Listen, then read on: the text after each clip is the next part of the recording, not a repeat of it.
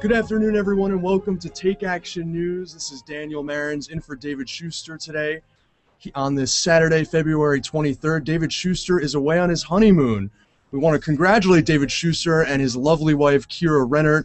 I know I was at their beautiful wedding in New York City last Saturday night, and it was just an extraordinary affair. A lot of dancing, family, friends, and yes, a lot of folks from the media world. Sam Feist, CNN's Washington bureau chief, was there, as well as Daniel Gross, the business and economics editor for the Daily Beast. It was really just a wonderful affair, and we wish them all the best. We know they have a child on the way, and we're really looking forward to seeing the young little Shuster come on Take Action News when he's ready. But right now, they're on vacation in the mountains of Tennessee. We've got a great show ahead of us today. A lot of things going on in the news today. It looks like sequestration is about to take effect. Those are the automatic spending cuts that could virtually bring the federal government to a standstill. We'll give you all the latest details on that and analysis. We're going to be talking about the latest on immigration reform, gun control with Cliff Schechter. We're also going to be talking about a new expose on the AstroTurf organization funded by billionaire Pete Peterson that is trying to cut your Social Security and Medicare benefits. But first, there's been a story in the news that has captivated the attention of people around the world. Olympic runner, the Bladerunner, Oscar Pistorius. He was a double amputee who in this past Olympics in 2012 stunned the world by reaching the semifinals in short distance running using prosthetic blade-looking type legs. He's a runner from South Africa. He's age 26. Well, he stunned the world once again, but this time not in a positive way. About a week ago, Oscar Pistorius was arrested at his home for shooting and killing his girlfriend, Riva Steenkamp, an accomplished model and law student, at their home in a gated community in Pretoria, South Africa. Now, Pistorius claims that it was an act of self-defense. He believed that he was about to be robbed. He did shoot her 4 times. The prosecution claims that Pistorius does have apparently a reputed record of domestic abuse against this girlfriend and that this was a case of premeditated murder. So a lot of things going on here, and I'm going to bring in person sitting in my associate producer's chair today, Pete Johnny Depp Callahan. As always, we have Rich Webster on the board, of course. And Rich, how you doing in the studio today? I'm hanging in there. How are we doing, Daniel? We're doing all right. I think we need to turn up the volume just a little bit in my headphones here. But Rich, you're looking good as always. I like the hat you're wearing. I think you're our style consultant a little bit. Pete, what do you make of this Pistorius case?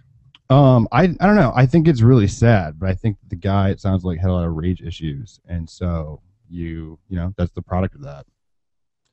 Yeah, I mean, on the face of it, and again, we're hesitant to jump to conclusions in terms of innocence and guilt, but on the face of it, if the accusations are true, it will appear to be a case, perhaps a tragic case, of male insecurity and taking that out in violence towards women, gone much too far.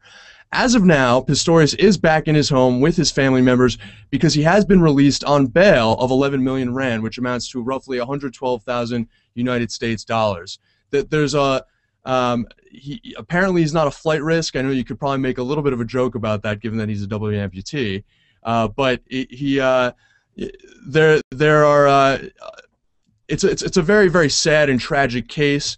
A spokesman for the family, Arnold Pistorius, who is an uncle of Oscar Pistorius and has become the spokesman to the family in the press, has said, we are also mourning for Riva and her family. They want to make very clear that they believe that this is an accidental killing and not murder, that they are also mourning the loss of Oscar's girlfriend.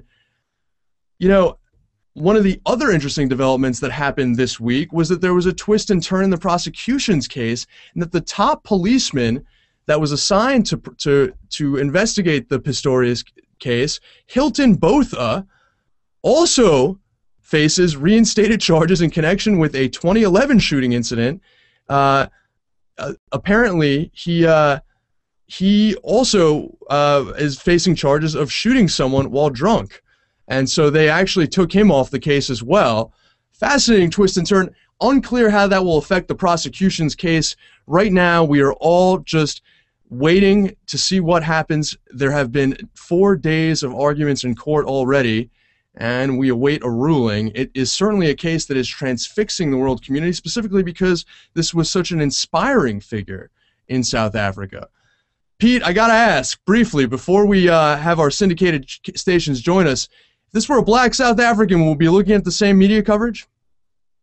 If he had the same profile, I think so. Like if he was, as well known worldwide as this. I hope he's right and he did it by accident, but it's still a sad thing. Like, absolutely, we are all hoping for the best. Either way, it is a tragic killing. In just a few moments, we're going to pause as our syndicated stations join us, our listeners and our audience in Columbus, Ohio, in Chicago, Illinois, and in parts of Oklahoma. And don't forget, folks, you can catch us on iTunes on our podcast.